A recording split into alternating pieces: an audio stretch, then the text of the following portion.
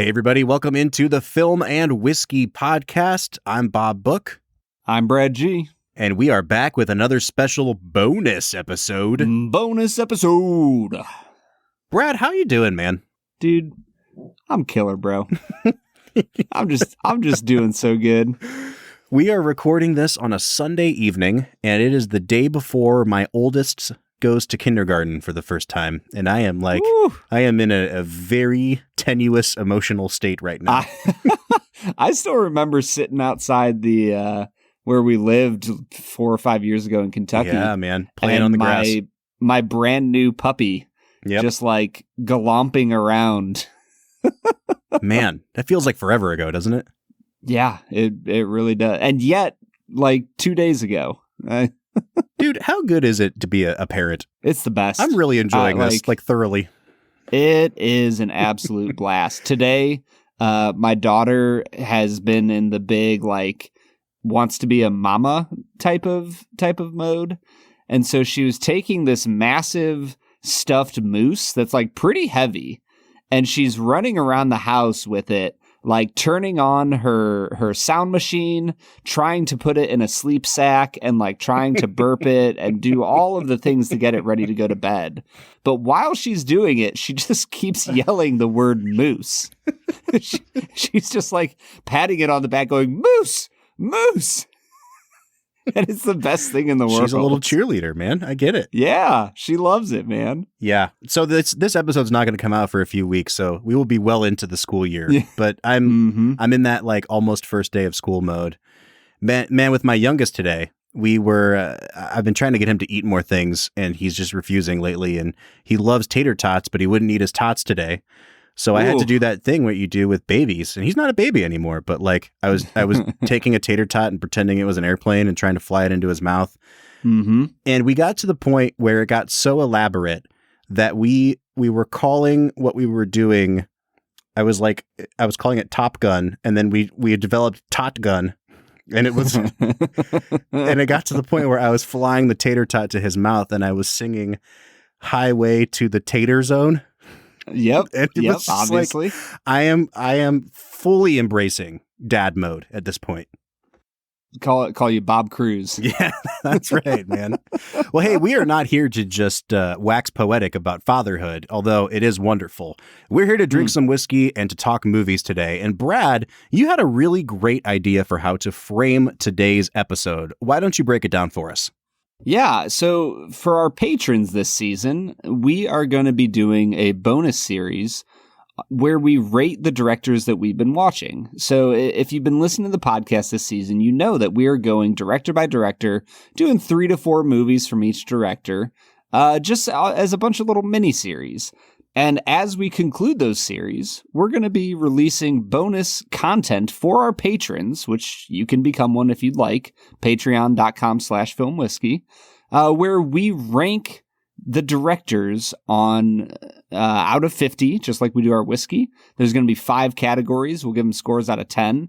And then at the end of the season, we're going to have a final big bonus episode where we draft the directors and try to decide who has the better team of directors. I love it, man. I'm like really excited for it, man. So today's episode is going to be us breaking down the categories, talking about why we think they represent what it means to be a great director, and drink some whiskey while we're doing it. Yeah, and we're going to be trying 3 whiskeys today. One is from the Coors Company that has gotten into whiskey now. They're making a whiskey called 5 Trail Blended Whiskey. We're also revisiting a brand we've done before, Lucky 7, with their 6-year version of the Proprietor expression. And we're trying one from Nelson's Greenbrier down in Tennessee. It's their new Nelson Brothers Classic Bourbon. I'm excited to try all 3 of these, Brad. I think before we jump into this director thing, why don't we just get one of these whiskeys out of the way now? Because they're sitting here in front of me and I really want to drink. So let's look at this 5 Trail from Coors. What do you say? I'm excited for it, man. This is unique. I remember a few years back hearing that Pabst Blue Ribbon was going to make a whiskey. Yeah. I think they made like a white whiskey, like an unaged whiskey. Oh. Yeah. So it's not good, I would assume. I've only had one White Dog where I was like, oh, that's like really, really good. And other than that, it's never good, Bob. I agree. But it's interesting to see the bigger names in the brewing world beginning to take notice of this little fad that is whiskey, and thinking that they might be able to cut out for themselves a little bit of the pie. So they're doing something really interesting. They're blending 4 different whiskeys together to make a new whiskey. So the mash bill is broken down online in a pretty detailed way. 15% of this is a single malt, so lots of barley in this. 35% is a 4-grain bourbon. 45% of this is a wheated bourbon. And then the last 5% is a 13-year-old Kentucky bourbon. I have not had a chance mathematically to go through and figure out what percentage of the final mash bill is like corn, rye, barley.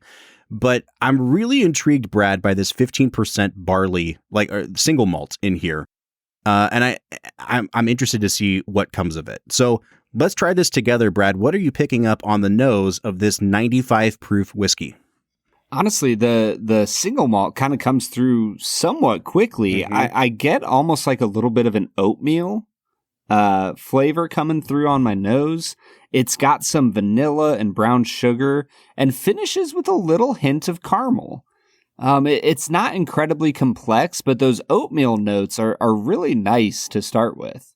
Yeah, I definitely think this has some youth to it, which is surprising because the youngest thing in here is 4 years old.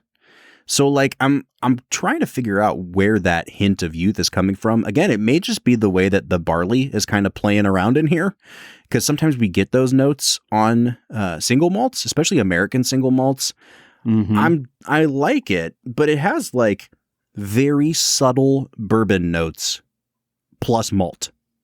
Yep. It doesn't seem like married together. It just seems like the malt kind of tampered down any really, really complex bourbony notes and just made it smell like kind of caramely plus malt. Yeah, and I think on the palate, you get a little more of that. For me, there was some vanilla. You could definitely taste that barley coming through. But then it was almost like there was this cream cheese frosting. It got a little bit rich near the back of my tongue. And throughout the entire palate and into the finish, it felt like there was a little bit of rye spice going on. Yeah, I thought this was really interesting. And you're right. There was a sort of dramatic change towards the back of the palate. For me, though, it almost took on a hoppy character. And it may just be because I was thinking about Coors as I was drinking this. But the way the malt in this was, messing with my palate, I think it really came out on the back end of the tasting experience here, and it came out in a way that reminded me of beer. So it just kind of tasted like young malt and corn with some hoppiness on the end for me. I wasn't getting a lot of that creaminess or the sweetness that you were. In fact, I think this is kind of like a pretty muted whiskey on the nose and on the palate. Yeah, I think that's the biggest issue I have is that even as I hit some of those creamy notes, they just all felt like they were watered down a little bit. There wasn't anything that popped on my tongue and really made me sit back and go, oh man, I could sit with this. Yeah. And even as I got into the finish, it was kind of more of the same. There was a little bit of oak, the rye spice sitting through, the vanilla was coming through again. Bob, I think that this is a pretty decent whiskey. It's not quite hitting that 35 out of 50 for me, though. I'd probably give it I don't know, a 33, maybe a 34 out of 50. Yeah, I think I'd be right around the 30 mark. I've got my nose, taste, finish, and balance at a 6 to a 6.5 across the board. And then this also retails for $60, Brad. So, it's not cheap. So I think I'd be coming out right around a 30. It's a good whiskey, but there's just something about the way that single malt is playing with the other bourbons here that it doesn't seem like a match made in heaven when it comes to the marrying of all these things. Yeah. Well, the good news is Coors probably has enough money to keep throwing at the issues that they might have. They will stay afloat despite this. Yeah, yes. I think they'll do all right. And honestly, I can see them. They are onto something here. I could see this moving in a really interesting and unique direction. It just needs a little more time. And, they have mastered the art of brewing, so they'll just take them a little longer with distilling, right? All right, man, let's get into talking directors here. So what we're going to do today is we're going to set these metrics. Like we're going to set the 5 categories by which we will score out all of our directors come season's end. And Brad, you texted me and told me that you have 5 categories in mind. So if you don't mind, making yourself the guinea pig here, and we can kind of go off of what you're proposing and come out with our final 5 categories. What are you thinking so far? Yeah, I think that the first 3 categories are a little more on how the director is working with others.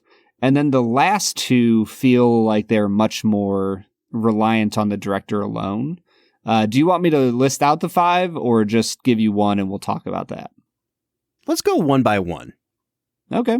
Let's start with performances. Okay. So when you watch a movie, and I guess before we get into the performances part, the reason I chose these 5 categories was simply put, these are the things that we see on the screen. And we would say, as an audience, this is what I see. Obviously being a director is making every single decision about a movie.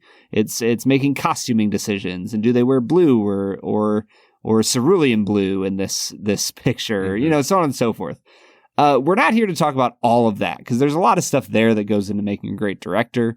We're talking about what we see on the screen. Mm-hmm. So when you are watching a movie, Bob, and you see the performances, we've talked many times over that there are certain directors that know what they're doing with actors and seemingly can unlock a particular actor's talents. And then there's other directors like George Lucas who are just known for being a little less great at drawing out great performances. Yeah, I'm with you, man. I think that there are definitely directors, and this is what makes this hard because, if you're going to do, the nerdy push my glasses up the bridge of my nose film student guy. Obviously, Bob, we're doing that this whole episode. Well, there are directors who never worked with very good actors, and they're still considered great directors because they get at such big ideas. This is especially true in a lot of European cinema. After World War II, the Italian cinema used a lot of real life people who weren't actors. There's directors doing that in America now. The director Sean Baker, who made The Florida Project and a movie from last year that you loved, Red Rocket. But that's what I'm saying. I wouldn't call him a bad filmmaker. You know what I mean? Just because he's not necessarily getting professional actors, but he's getting really good performances out of the people that he uses. And I think that's the key here is are you maximizing what you have, whether it's professional actors or not? Yeah. I mean, I think about, let's use a basketball analogy here. When you look at LeBron James, one of the reasons he would be considered the greatest ever is not just the fact that he is a freight train down the lane. It's also just the fact that he makes everybody better around him, right? We joke about it a lot, but go back and look at the roster of the 2007 Cleveland Cavaliers. LeBron was barely 23, 24 years old, and he was dragging a garbage roster to the NBA Finals. Mm-hmm. And I think that a good director can do similar things. They can draw out really beautiful performances from people who aren't necessarily the greatest actors in the world. I think about Paul Thomas Anderson with, I can't think of their names right now because they're not really big name actors, in Licorice Pizza. Mm-hmm. They're not exactly famous A-list actors that he's working with here, and yet he just gets really, really phenomenal performances out of them. Totally agree. Yeah, I like it, man. So there's our first category, performances. Yeah, and then moving on from performances, we are going to get into cinematography. Now, this one I was reading a little bit about, and I think what I am going to say here is not the technical definition of cinematography, which seems to refer more to how a shot is being shot. And I'm just going to talk more about the visual aesthetic of a movie. Yeah, I like that. Like the assassination of Jesse James by the coward Robert Ford has a very different scenery, outlook, whatever you want to call it, than something like Scott Pilgrim versus the World. And yet the cinematography, I would say in both movies, is really well done. Mm-hmm. I guess I'd be curious, Bob, how would you define cinematography? I think this is one of those areas that over the course of our podcast, I've been really interested to see your kind of growth in how you differentiate these two things, because like I would say towards the beginning, there were a lot of things. I remember times where you would kind of ask me like, what is a director's job? Because like we would be attributing all these things to the director that technically weren't there. Like they weren't the editor, they weren't the cinematographer, but then we would always give the director credit for when a movie was well edited or well shot. Right. Yeah. And I think like it is really hard sometimes to parse those things out. Like when you have somebody like a Roger Deakins who is working on Coen Brothers movies and shooting No Country for Old Men. And then a few years later, he's working with Sam Mendes and doing Skyfall. And there's something about the way that he shoots films that you can tell immediately, like, oh, Sicario, that looks like a Roger Deakins movie. And it is a Roger Deakins movie. But the way the camera moves in a Coen Brothers movie versus a Sam Mendes movie versus a Denis Villeneuve movie is totally different. And those are the things where you have to look at, like, what is the director telling Roger Deakins to do? Why is it important that Alfonso Cuarón shoots so much of Children of Men in really, really long takes? You know what I'm saying? Like, there's something about the director's vision. And I love how you phrased it as aesthetics. Like in film studies, they call it mise en scène. It's like what's in the scene, like everything in its place in the scene. It's taken from French culinary, like mise en place. But like we're not gonna call it that. Let's just be honest here. But I don't know, man. I think that has a ring to it. The placement of things in the frame, everything you see on screen has decision making behind it, and a good director has accounted for every single thing you will see on that screen. And I think it takes us back, like way back, and this might have been season 1 or 2, when we had Josh Larson on the show. Mm-hmm. And we were asking him, like, what's just some of the basics of becoming better at watching movies? And he just flat out said, like, just pause a movie at any random point and think about stuff you like on the screen. Think about stuff you dislike on the screen. Like, what is attractive about the picture? What is something where you go, oh, I don't know if I really like that. Mm-hmm. Like, that's one of the most basic ways to get better at watching movies. And I think that's kind of the goal we're shooting for here with the category of cinematography. All right. You teased that there were 3 big categories that you felt pretty confident on. So why don't you hit us with that third one, and then we'll break for our second whiskey. Honestly, Bob, I think it might be one of the most important ones, if not just my favorite category. We're talking sound design. Now, I know that Spielberg is not composing music because John Williams is obviously doing it. However, I still think that when you take into account all of the little decisions about how to draw an audience's attention to different parts of the scene, it all comes down to sound design. Like if you see a busy street and then you hear the sound of footsteps coming really strongly from the left side of the screen, you're naturally going to be drawn to somebody who is walking on the left side of the screen. So I think that sound design isn't just the orchestral scores that we're talking about, although those are a part of it. I think it's also just like, how well does this movie sound? It really makes me think about how Tenet came out a few years ago, and a lot of people were like, man, I had no idea what was happening in that movie because it was just so loud and it felt like it was a wash of noise. Do you remember that? I do. I had the same experience watching Tenet. That's kind of become like a parody of Christopher Nolan, and I feel like he's almost leaning into it now. Like, it started with The Dark Knight Rises and how no one could understand Bane. And ever since then, he's just like, watch this. You won't hear a thing. And so I think I'll push back a little bit, Brad, on sound design as the category, because, you know, there may come a day where we watch a movie for this podcast that's like a Charlie Chaplin movie, or like something that has no sound outside of the score that is accompanying the silent movie.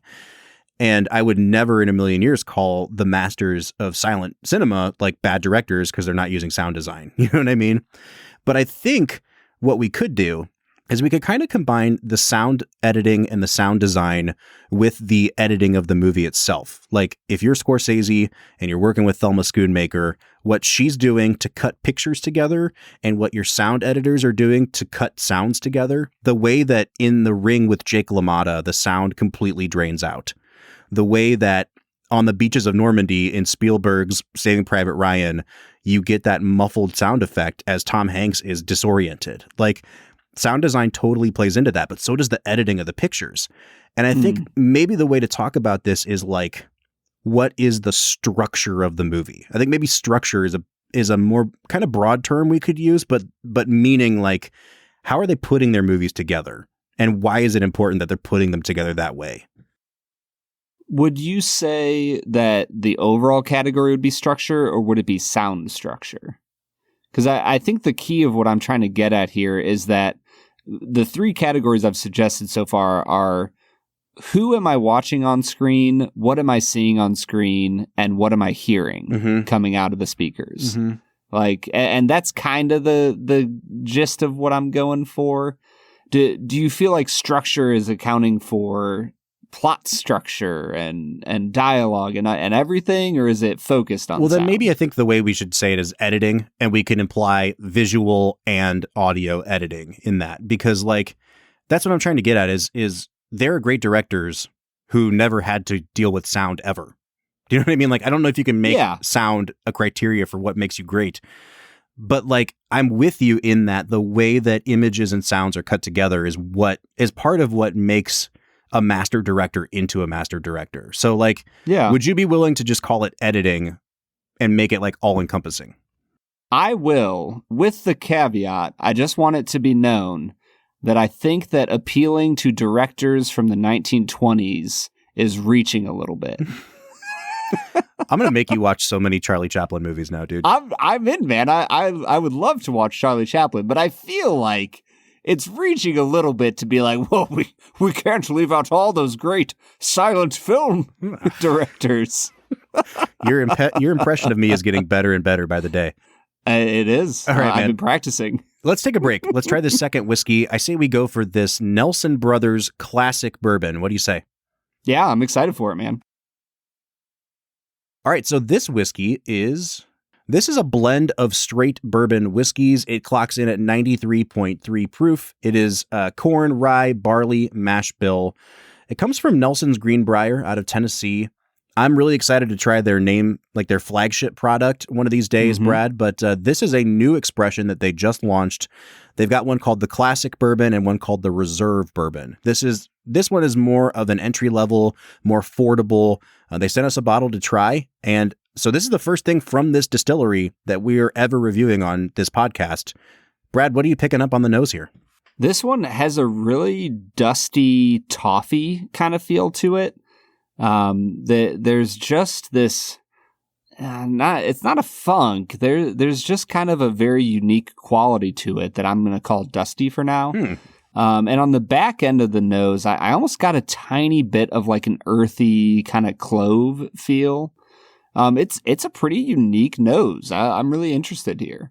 I got almost completely different notes on the nose as you did, Brad. Like, I got lots of classic bourbon notes, and then there was this fruity thing going on that I couldn't quite place. And it wasn't apple, it wasn't stone fruit. I knew it wasn't orange, but it had kind of a citrusy thing. And I realized it reminded me a lot of like when you get a really good like glass of lemon lime soda, like Sprite or 7-Up or whatever your preferred one is, and you get that like the bubbles that come off of a Sprite.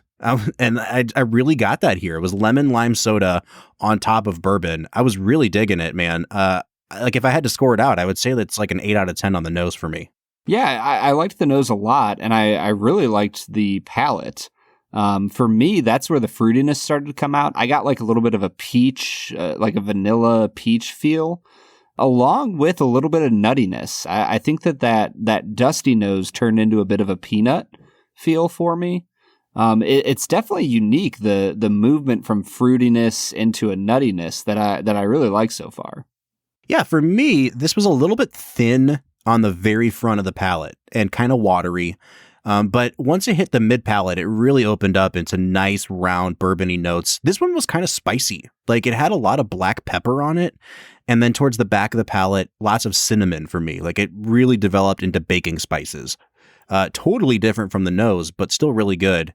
You know, again, if we're scoring this, I'd say I'd give it about a 7 on the taste. Yeah, and the finish, man, there's some vanilla, there was some oak, and I almost got like a toasted, a little bit too much marshmallow, like a little bit crispy. honestly, man, this is like a really impressive offering from the Nelson Bros. Yeah, I'm going to be honest, man. Like, of the 3 whiskeys we are trying today, this was probably my favorite finish because it was really long lasting and it came in waves. Like, you'd think that it was dying down and then you'd get another wave of flavor on the back of your palate. I'm really digging this, man, and I think it's very, very well balanced. Like I said, the nose is a little bit different from the flavors you get on the palate and finish. But other than that, man, I'm a big fan of this, and I'm a fan of the price point that it's at, Brad. How much does it cost, Bob? So I'm not seeing it for sale in the state of Ohio. Did you look it up in Ohio? I did not. So, Brad, online, the cheapest I'm seeing this sold for looks like $26, and the most expensive I'm seeing it sold for is $50. But it looks like 36 to 39 seems to be the average here. And again, for a company that has pretty substantial distribution, but is still not a major player in the world of bourbons, I actually think that like $39 is pretty good value for this, Brad.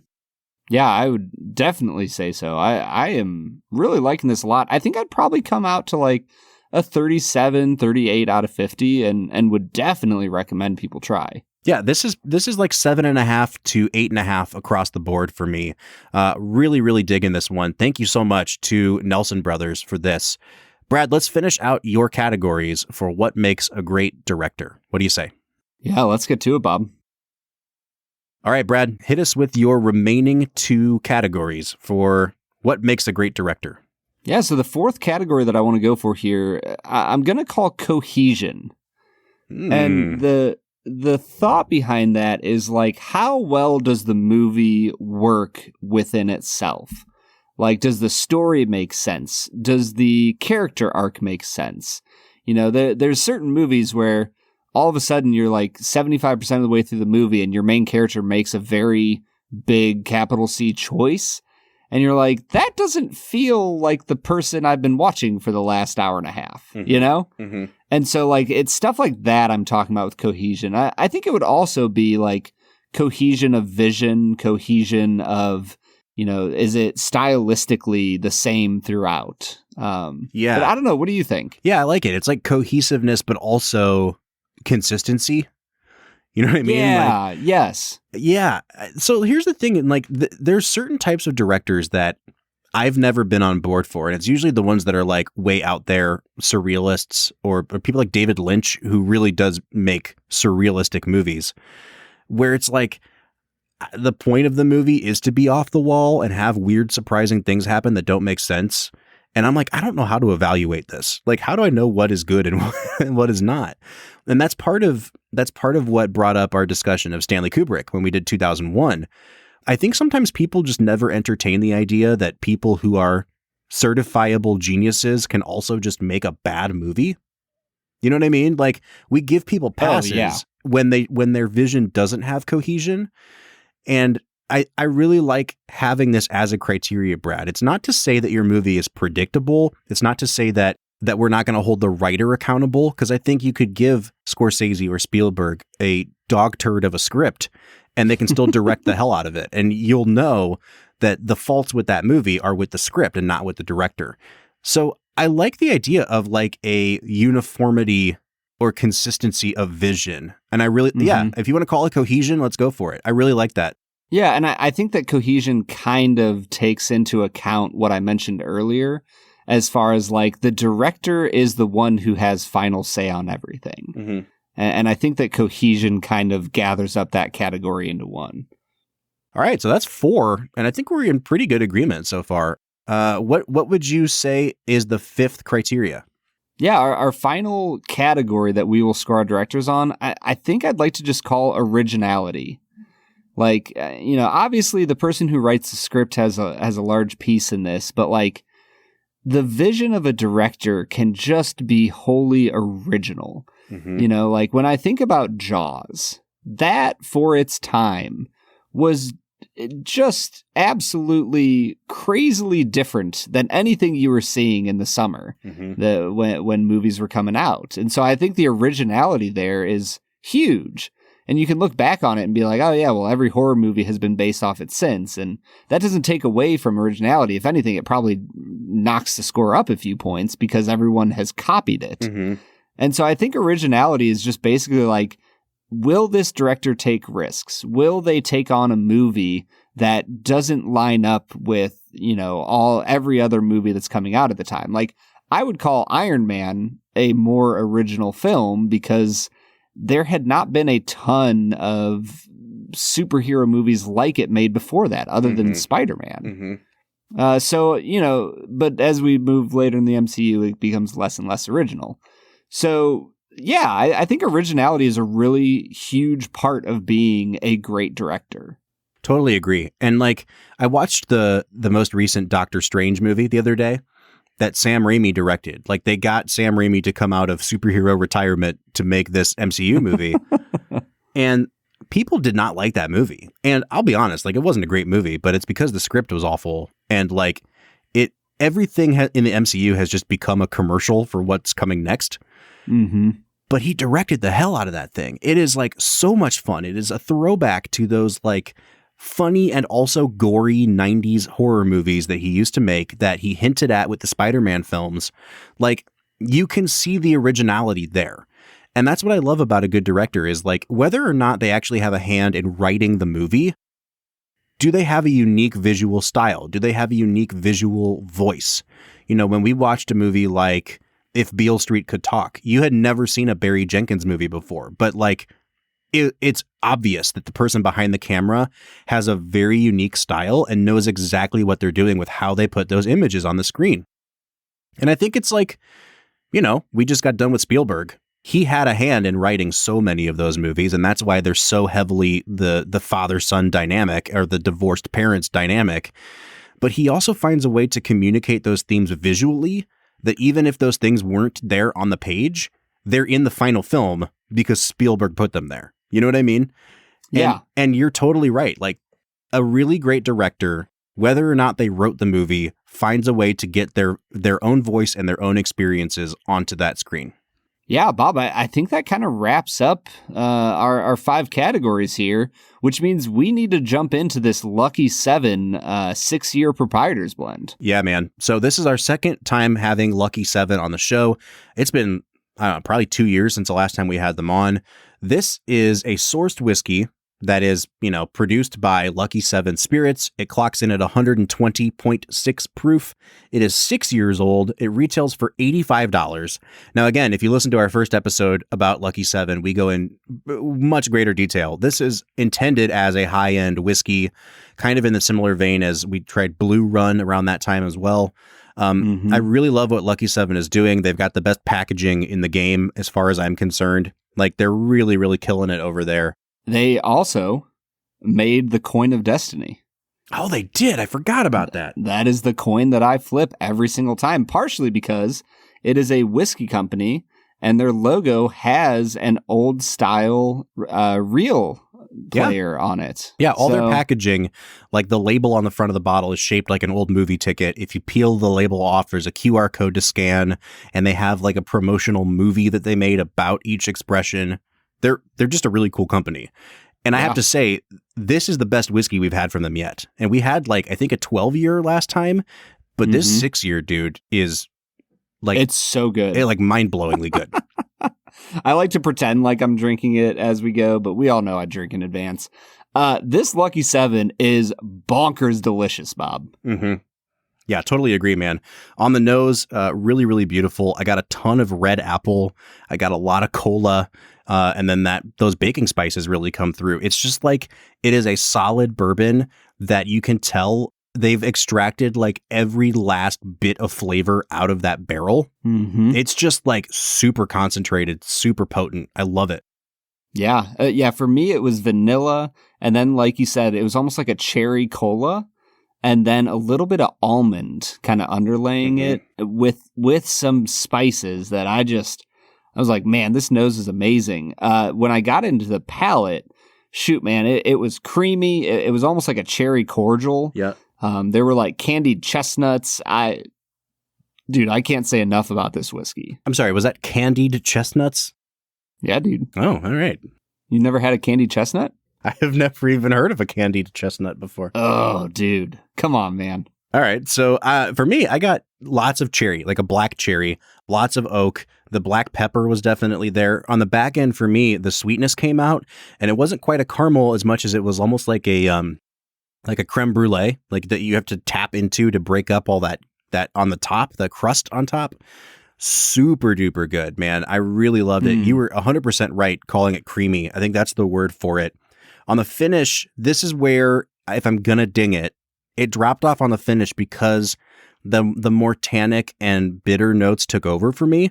The cherry was still there, but it tasted to me more like cherry Robitussin than a cherry cordial. And so like if there was a bit of a downer in the experience, it was the finish for me. Yeah, I wrote it down as dark cherry. Mm-hmm. It definitely kind of came down a few notches from the sweetness.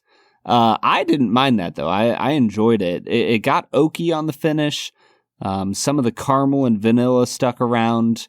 But man, Bob, this is an incredible whiskey, and there's just so much to love here. If I was scoring it out, I'd probably come to like a 42, 43 out of 50. Yeah, I think I'd be right in line with that, man. I can't wait to have more Lucky 7 on the show because what they've sent us so far has just been insanely good. But those are our categories. We're really excited to be doing this for each director. Like I said before, if you want to hear our breakdown of each director as we go throughout the season, check out our Patreon. You can find it at patreon.com/filmwhiskey. There are 3 different levels of support that you can give us. I don't know if we've decided. It'll probably be the 2nd and 3rd highest tiers that will receive this bonus content. But anyways, jump on there and check it out because I think it's some great content coming your way.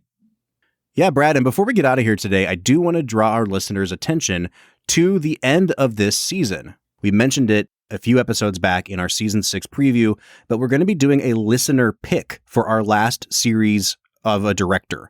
And we're giving you 4 options. It could be Michael Mann, it could be Catherine Bigelow, William Wyler, or Akira Kurosawa. You know, Michael Mann, we've been talking about doing Heat and Last of the Mohicans for a while here. Catherine Bigelow, I love Zero Dark 30. William Wyler, one of the most famous Hollywood directors ever. And then you've got Kurosawa, who would be our first venture into foreign language film. And you know what? As of today, Brad, let's just go ahead and open up the voting. I'll keep tabs on what people say, but we want to hear which of these directors people really want us to review. So you can find us on our social medias and let us know there which of these directors you would want to vote for. Are we going to put a limit on the voting, Brad? I say unlimited voting. Yeah, vote away. Spam every one of our posts just with William Wyler over and over. Yes, that obviously will be the choice. I'm sure. All right, we will be back next Monday with another regularly scheduled episode. But until then, I'm Bob Book. I'm Brad G. And we'll see you next time.